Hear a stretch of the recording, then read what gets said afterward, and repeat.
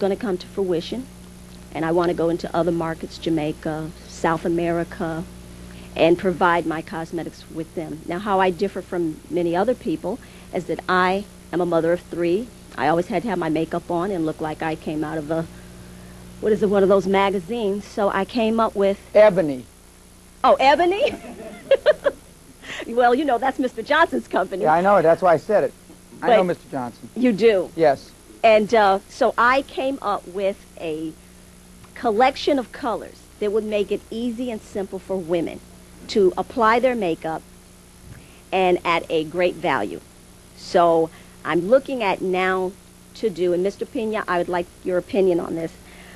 My gut feeling, because that's basically how I have moved myself through the years of my existence on this planet, is by a gut feeling of what I should do, what feels right, what feels good.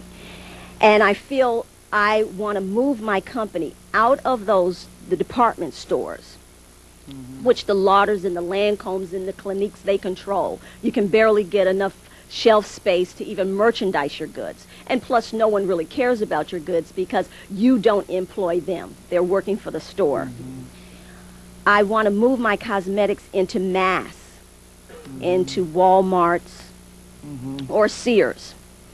And my projection is, and my goal was to take into account that I wanted to employ women, so women would have an opportunity to make more money than minimum wage like I did and work their behind off, have more control over their lives, and be able to raise their children where they want them to be. So if they wanted to work 100 or 1,000%, that is basically what you would get out of your territory. I'm going to lose track of a bunch of the things you said. I want to make some comments right now. She's embodied pretty much what the seminar is about. Now, she's talking about this passion and commitment, which Mr. Johnson has, which all the high-performance people in the country have. She talked about a mentor relationship, and we're going to talk about that tomorrow and the next day, that I think the mastermind system really leaves a lot to be desired, not worth a spit. And the mentor, to find a mentor is the quickest, fastest way to quantum growth. She talked about you're your best spokesperson. Always you are. And but when you're into the quantum growing, you can't always be your own spokesperson. You just can't. By definition, you can't. Because you can't be there. You can't be in enough places at enough time. She talked about visualization and dreaming. She learned from her mistakes. But then she talked about Walmart and Sears. Now, I disagree with using Walmart and Sears for two simple reasons. Sam Walton, who's been so many things written about what a great guy was. You know, Walmart would continue to do business with you until they represent 60, 70% of your business, and then they come in and they cut you off and they say, we own your business now. Excuse me. You're ours. That's how Sears got big. They go in and they give you business. It's like fishing, you know, throwing the bait out and throwing the bait out. And that's how Sears and Roebuck got big, and that's how Walmart continues to get big. And the reason why they say made in America at Walmart, it's because Walmart can't Asians, Mexicans, South Americans, and South Africans that way because they know better. Only ones stupid enough to do that are Americans. They get 60% of your business, then they turn the key. So I wouldn't be doing that. You know, and Mr. Walton is, he's in the Business Hall of Fame, and that's one of my goals in life is to be there, the American Businessman Hall of Fame. But I mean, let's understand, for the marketing gurus or think they're gurus in this room, that's how Sears and Roebuck got big, and that's how Walmart got big. So I wouldn't be going to those two. They'll be the last two I go to. That's how they did it, and then they control your business. Yes, sir. Wait a minute. Did you see her on TV? Yeah, she could be. Sure. I buy her stuff. Yeah, absolutely. I didn't need it. Yeah, that's right. Now, that's exactly right. But the other thing I would do is I would get an African American woman spokesperson, give her 20% of the company, 10%. I'm trying to I like Goldberg, Whoopi, but she's not the right one. Not Whoopi, but I like Whoopi. But I mean, somebody get some African American lady, some black lady that's high profile that's not already in the makeup business. Sure, but yeah, is she that young, good-looking with long legs? Yeah. Well, what I was going to tell you is that when I first wanted to pursue my cosmetic company, not to go into the same market that the man I so admired, Mr. Johnson, in the retail department stores, I had approached QVC. They did give me a meeting with them, but because they said, well, Naima, no one knows of you. That's no right. one knows about you. But and they had Sherry Belafonte, and they opted to go with Sherry Belafonte. well, then get somebody else. But see, that's what you need, name recognition. The easiest way to get name recognition is to give them part of the company. And what we're going to talk about in the next 2 days is all high-performance people give away equity. They give away parts of the company. I mean, they give away a great deal of money to make money. You know, I couldn't have made anywhere near a fraction of what I made if I didn't make 25 people worth $1 million and 10 people worth 10 million and 5 people worth 50 million and a couple, 3 worth 500 million. Couldn't have done it. Just couldn't. It's impossible. I mean, Ross Perot is a classic example. 45,000 employees. I think he made 3,000 millionaires. 1,500 were 10 million. 800. I mean, he's a classic example. This old lady that just died, that was the housekeeper for Walt Disney. I mean, I thought I was the only one that did that. But old Walt, I knew, you know, he's a, look at, he gives his housekeeper. Just imagine what he gave all the employees. These guys that are cashing in these stock options. We're going to talk about that tomorrow. But to get, whoever said you got to give to receive, or something like that. I forget what it is. Yeah. They were right. They weren't talking about business, I don't think. But I mean, but it works. You've got to give away. You know, at Great Western Resources, when I used to come in on Saturday or Sunday, it didn't look any different than Tuesday, other than they were wearing casual clothes. I challenge anybody in this room that's got a business, that's got more than 2 employees, him and his wife, that their employees work for nothing on the weekends. Nobody would ever even have thought of turning in overtime in my company. Even when the laws, you know, became where they came in and checked. Never happened. Because I paid them so much. A 40 to 200% bonus was not unheard of. 40 to 200%. I got a few of those 200 myself.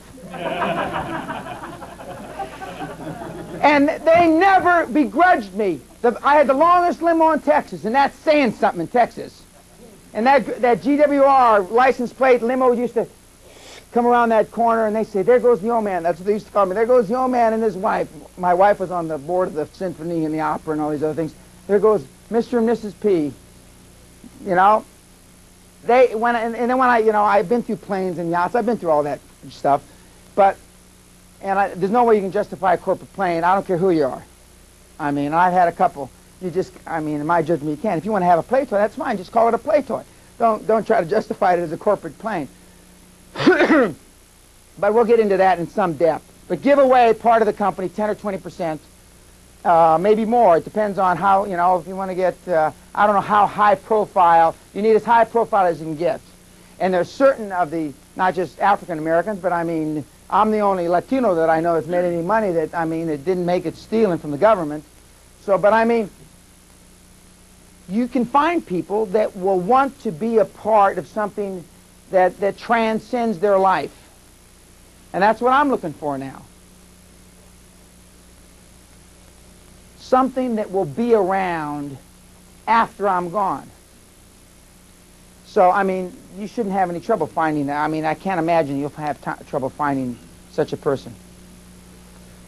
Yes, Burl, sure. Instead of going head to head, if I was to go buy your company, instead of going head to head with these guys in department stores, what I would do is have full-time parties. You made $5 billion doing that. You mean like Amway? No, Mary Kay does. Oh, okay, okay. Yeah. That's direct sales. Yeah, definitely. Because you have your regular income buyer. You make a lot more money doing that than going head to head with the big guys. They just have too much money with the people. They do. Sir?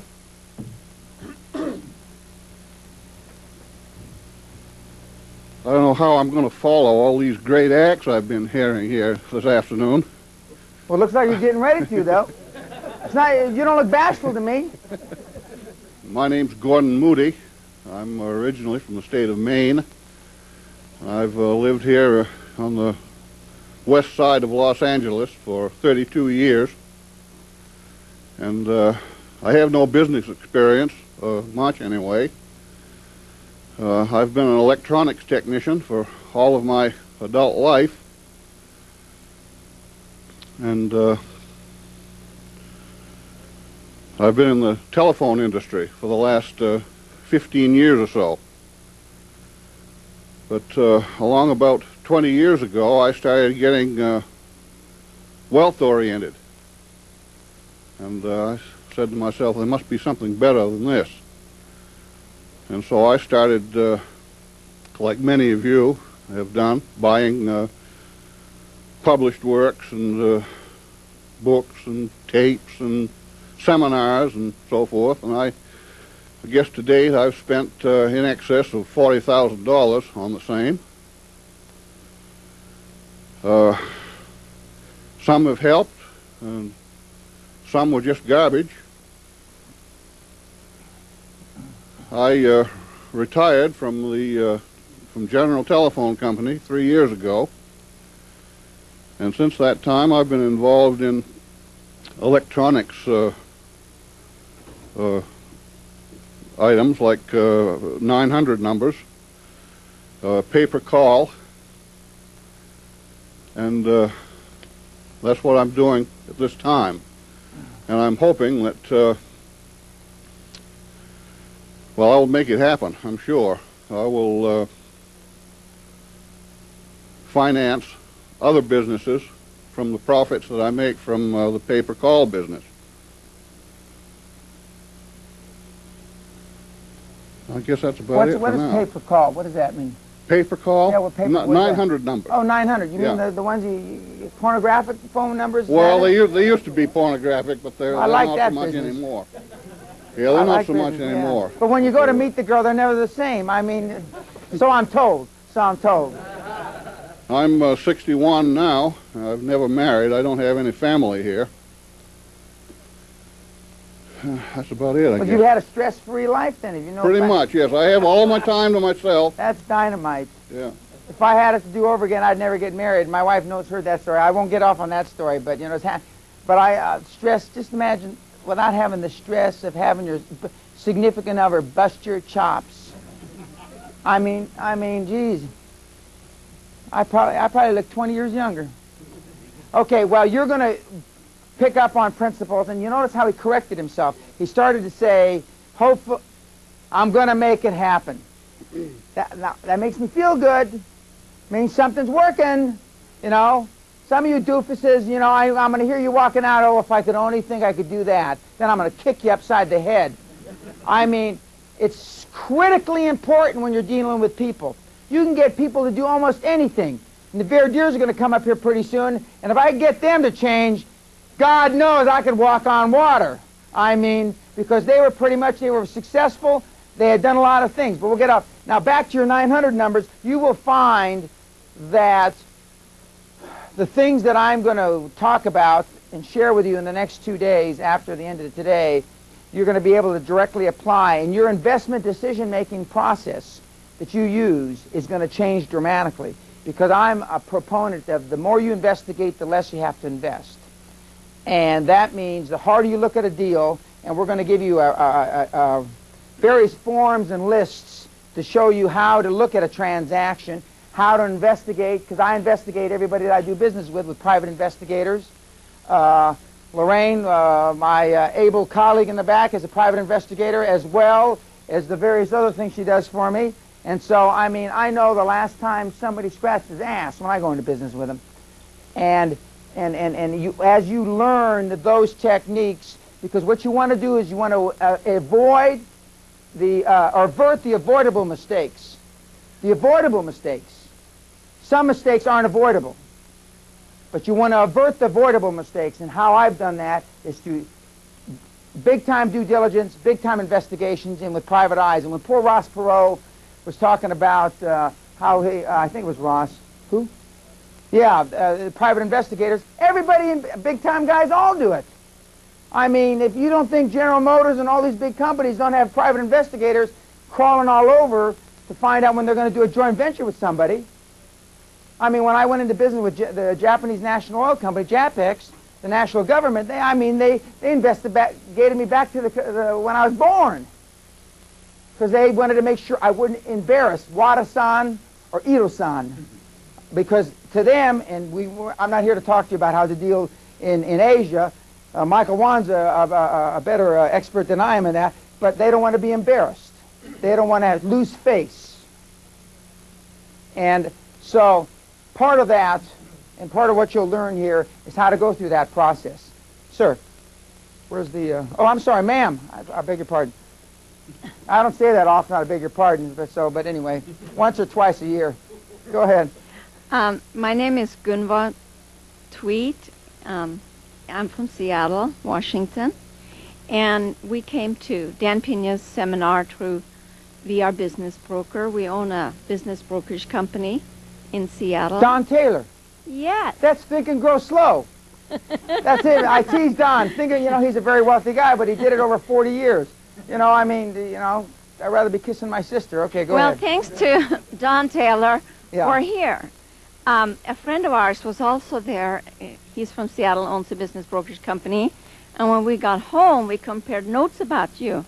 He said, I can't believe Don could ask us to go and listen to a jerk like that.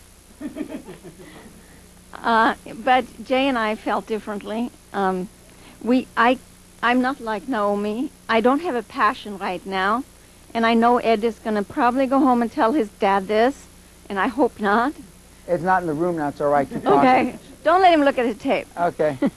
The business brokerage field, we've been in for 12 years, and someone said, when the student is ready, the teacher appear, and I think that's the stage I'm in, and that's why I'm here. Yeah, I said that. Pretty smart guy said that, huh? Yeah. Very good. Well, let me make a couple of comments. First of all, I've said across this great nation of ours, the honest business brokers you find, maybe you're the first, I haven't met any yet except Don Taylor, because it's a tough business when you're put in that fiduciary responsibility point of representing the buyer or the seller. It's a very tough business. But you've got an opportunity, you've got Pandora's box, because you're exposed to a tremendous amount of transactions, you're exposed to a tremendous amount of people. And if I was I've told Don this, it's nothing I haven't told Don already. I mean, if I were the chairman of VR Brokers, I'd be looking at all the transactions and all the people and all the network, and I don't like that word networking, that I can do with people all over the country, because what is there, 250 or some offices, or a lot of offices. Yeah, about 100. Okay, 100 offices. And I'm not too good on details either. 100, 250, it's about the same to me. But I mean, and that's been my advice to him, to be exposed to all those transactions. Because when you've got to have at least 3,000 or 4,000 or 5,000 prospects rolling through your operation if you've got that many offices in a year. Don hasn't done that. My recommendation to you, since you're from one of the local offices, is to do it, excuse me, kiss a lot of frogs.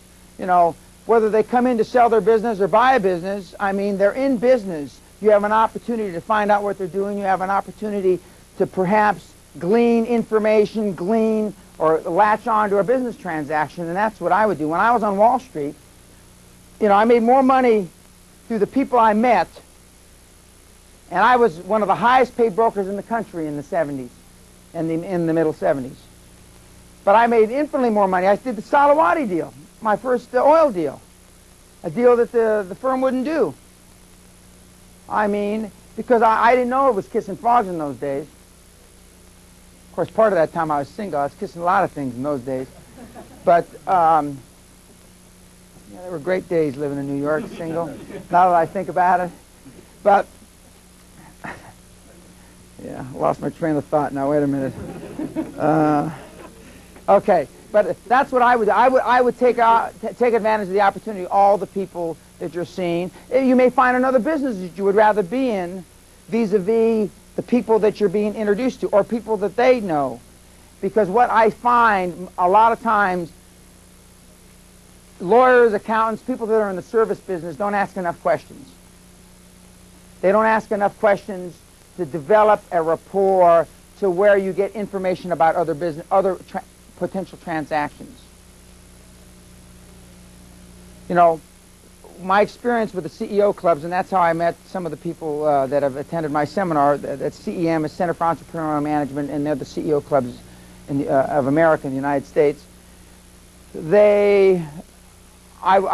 I did that lecture series for one reason and one reason only: to be exposed to a lot of potential business transactions, not for people that come to my seminars and all the other reasons that people normally speak to these groups like tech, YPO, etc., to suck money out of them for products or for seminars. I do the free public speaking I do, the pro bono public speaking, I do because I want to be exposed to transactions, because that's where the money is. The money isn't me collecting fees and selling tapes, and that's not where the money is. That's why all these guys have no money, because they make money from putting asses on seminar seats, selling books and tapes. And with 3 or 4 exceptions that have written extremely successful, profitable bestsellers, like Dyer has written a couple, but he's an anomaly. I mean, most of the guys, they sell 25, 50,000 books. They say over 600,000 in circulation. That's because they bought 550,000 and they give them away to everybody. So you've got an opportunity because you've got a conduit of people coming through the door. Sir. Hi, my name is Steve Moss. I own DCI Software out in southwest Riverside County.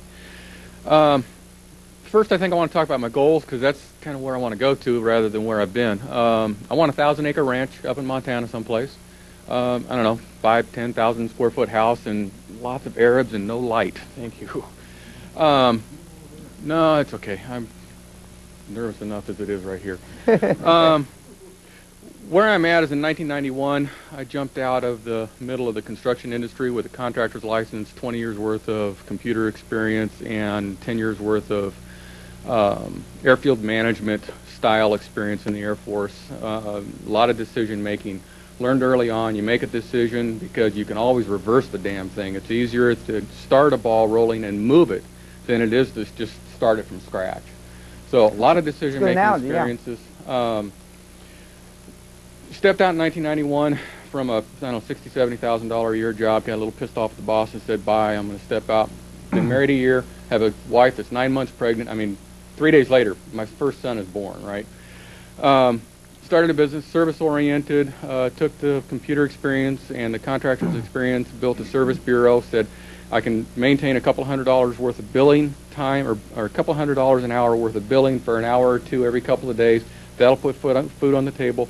And started developing a program that helps, and I know you've been lambasting Lotus 1-2-3 and number crunchers, but I don't even know how to turn a computer on. Before I go into what my program does, understand that once a contractor has decided I'm going to bid this job, then he's made the decision. Then he's got to get the number so that he can go beat his competition to death.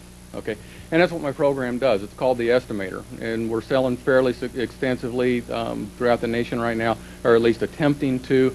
We've been selling what we call a prototype, which is a working model. It works great. It's got a good user interface. People are happy with it. We sell it for $2,500, and I've got the worst set of reps out there that there is.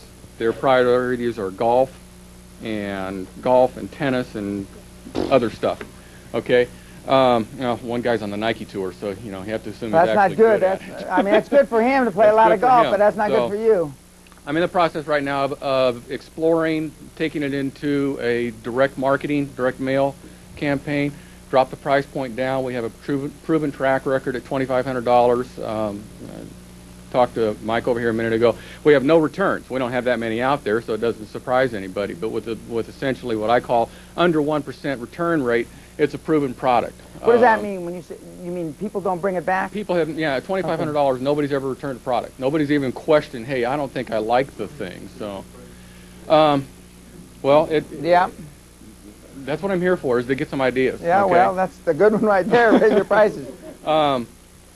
We've been trying to generate the capital to just kind of keep on working, and I've just had my nose buried in a computer. You can tell that once I get up and get started, I'm okay, but it just gets me nervous being in front of more than one person at a time.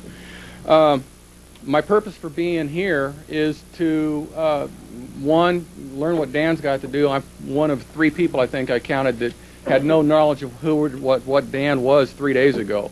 So I'm coming in kind of fresh. I have no idea what's going on. Ed? God, what is this?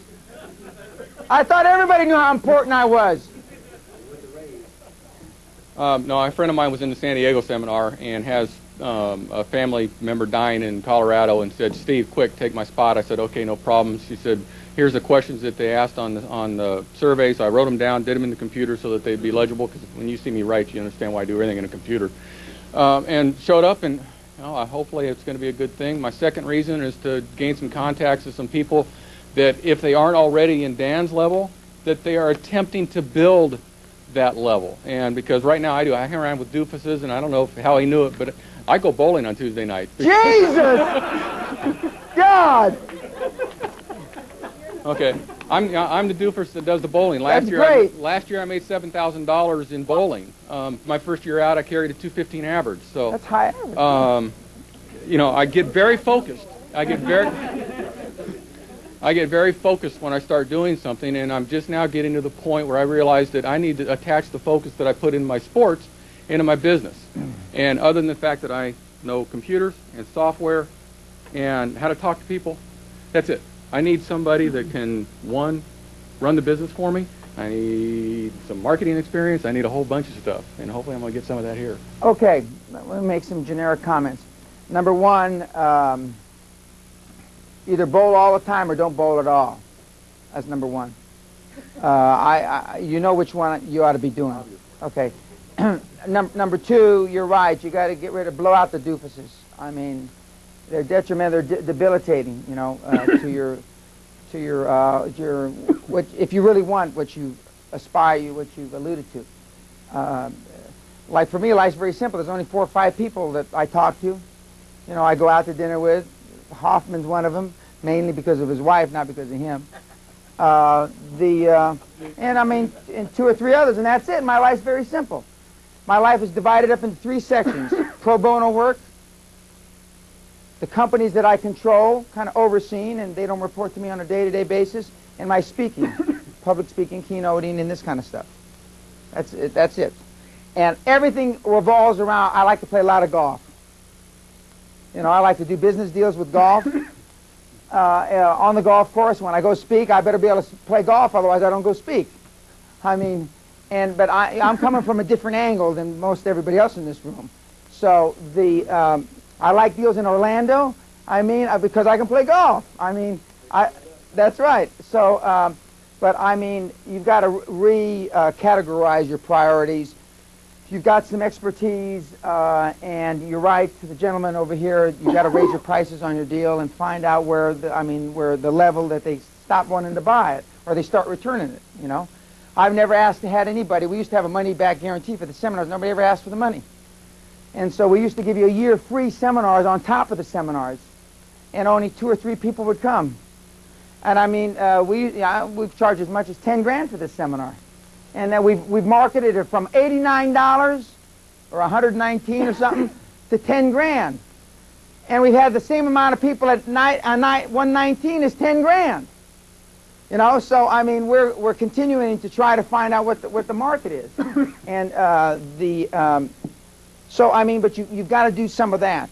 We will discuss those kinds of marketing issues. And there's 2 or 3 people in the audience, I believe, at least so far, that probably have some expertise that could help you in that area. But you're right. Refocus from the bowling. Somebody's son in here, Whipples, you told me you were listening to one of my tapes and you were with your kid, your son, right? And you're on the way someplace and he bowled his highest game? Yeah. That's right. Well, that's supposedly my best that I've given in the last couple of years. Boy, I was fired up that day, but go ahead. And what happened? You listened to it? Well, you told me a story about your son at 7:50, I think it was. 6:40. And I said to him, if you forget about what you've done in the past, you can do it. And I think the highest point we ever bowled was 110 or something like that. And literally, 10 minutes after that, hey, he walked 160. Yeah, I mean, if you block out what you know, you're preconditioned. Of course, when you're 10, 11, 12 years old, you don't have that so much preconditioned crap in your head, but you got enough because your parents put a lot there. And I know Bruce is probably like me. He's put a lot of it in his kids' ears, and so, so you can. I think that you'll be able to develop a lot of good ideas how to move forward with your business, sir. The mic. My name is Jay Tweet, and I'm the other half of the VR Business Broker office in Seattle. And we came down to take the seminar in San Diego, like my wife said, for a different reason than we're here today. Our attending that, pretty much, we had the terms overused today a little bit, but we really had personally a paradigm shift. And perhaps it was right for us. We got into, we started our business in 1982, and we bought a VR franchise, and we made a goal at that time. It was late in '82, and at one time VR had over 200 offices, or around 200, something like that, to be the #1 office in the country. We did that in 3 years from start. And one of the reasons I'm here today is because the goals we set, and maybe because of my preconditioning, and I was preconditioned better than a lot of people. I grew up in a family that owned a small business, 3rd generation. But nevertheless, I did set my goals too low. I reached most of them too quickly. And it was so easy to be the #1 office of the largest company in the United States selling businesses. You have no idea. Not only that, this year we're going to do it for the 5th time.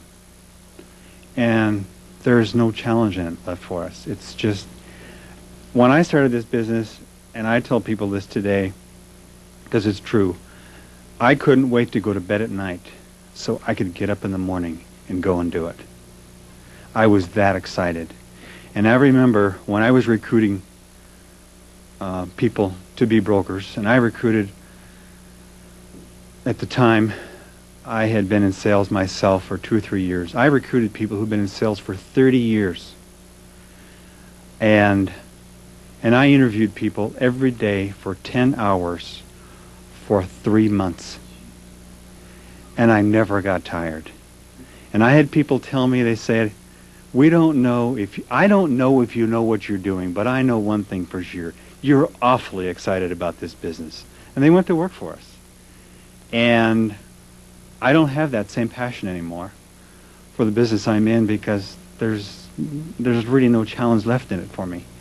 And unless we can figure out a way to, you know, the exponential growth in some other field or something else. So what I think what I saw in San Diego was the reason there's nothing left is because I haven't been a macro thinker. You know, my wife and I are one of those people. We're very good at what we do, and there aren't many people in the United States, in or out of VR, that are better at this business than I am. And that sounds conceited to some people, but it's true. Good. And but we're kind of like the fellow who owns the restaurant chain. Perhaps we've done it by I certainly being. hope not. I mean, I know this guy. I know this guy. and I realize that one of the things that either I have been unwilling to do or haven't figured out how to do is delegate. We haven't looked too hard, but we haven't tried to find anybody to take over this business and manage it for us. And it's maybe because I don't know what it is. If I'm a control freak or a perfectionist or whatever it is, it's what made us successful, incidentally. But they're not mutually exclusive. I mean, yeah. So anyway, it's a I understand dilemma. It's a dilemma. I understand exactly where you're coming from. You know, when I walked away from Wall Street in the late '70s, it was a couple months before I would have been made partner at Bear Stearns, and non-Jewish people don't walk away from a partnership at Bear Stearns. It's unheard of. I'm the second most successful guy to come out of Bear Stearns. The KKR guys were the most successful, and there's 3 of them. I mean, KKR, you know, Kravitz, Kroll, and whatever the other guy's name was. And then I came out, and then several other big-time guys have come out of Bear Stearns. And I left because basically I figured out I was on Wall Street almost 10 years, and I made a lot of money. It wasn't that hard. It just wasn't. Once you got the shtick down, the line of BS, I mean, it wasn't that hard. Then I went into the energy business for almost 10 years, and I had the fastest growing energy company in the world 5 years in a row. I mean, and I was making more money than God, and everybody, you know, was, you know, buying my wife, you know, $1 million worth of jewelry on the come that I couldn't close a deal. You can't close that deal. I'd say, I'll buy my wife $1 million worth of jewelry just at Sotheby's to prove it. If I'm wrong, you can have the $1 million. I was so sure. I became bored. And that's where you are. And and that's why I'm offering new challenges, as I believe you will, by the time Saturday afternoon rolls around, you'll figure out that either you've got to give the business, keep an equity portion, or sell the business, or do something with the business and do something else. And that's why I'm involved in manufacturing, in the textile business now, which I know nothing about either one. So I don't like to be bogged down with the facts when I'm in business. I didn't know anything about the oil business, and and that's my suggestion, you know, or recommendation, and you'll hear more about it over the next couple of days. But you're satiated. You've had a lot of success. You can't go any further in your line of work. And so, you know, I think that you're going to come away with the idea that you're going to have a complete paradigm shift, and you're going to be doing something else. And I'm sure that we'll give you the tools how to do it quicker. Although you did pretty damn quick, but I mean, how to do it quicker, but more importantly, bigger and quicker. Yeah, that's it. It wasn't big enough. And that's right. And when you set those goals, they seem, you know, when Rick Scott set $20 billion back in '87, nobody even, I think the biggest company in healthcare at that time did about $2 billion. So it was 10 times the biggest one in the industry. He's doing 16, 17 billion this year. And now, you know, I haven't talked to him in a long time, but I know he's sick to it, so probably blames me. You know, I said, make it, because I always tell everybody, make it 10 times bigger. He said, I'll listen to you, Dan. Now look, I'm up Schitt's Creek now. I'm here. I'm 41 years old. So, I mean, you know, multiply, whatever your goals are, multiply them by 10, add 3 or 4, 5 zeros. It's that simple. I mean, things happen. Momentum shifts. And when you're thinking positively, when you think that you cannot, you know, those 10 hours a day for 10 months, and I've experienced that. I know that. I used to close real estate. They used to bring them in 10, 12 hours a day, 7 days a week, and I just hammer these. I was going to say poor bastards, but that's not. I just hammer them. They'd bring them through, and every once in a while, when one wiggled off the hook from me, the salesman would hate me. How could you let this guy go? I had a $10,000 commission. I said, I didn't let him go. But you know what? Was I going to shoot the guy? You know, was I going to choke him to death? So every once in a while, about a half a guy out of 10 got through me. And then the salesman would hate me. I'm not bringing you any more. Of course, I was the only closer in the company, so they had to bring them to me. I understand that, and it becomes too easy, and then it's not fun anymore. But we'll cure your fix, sir.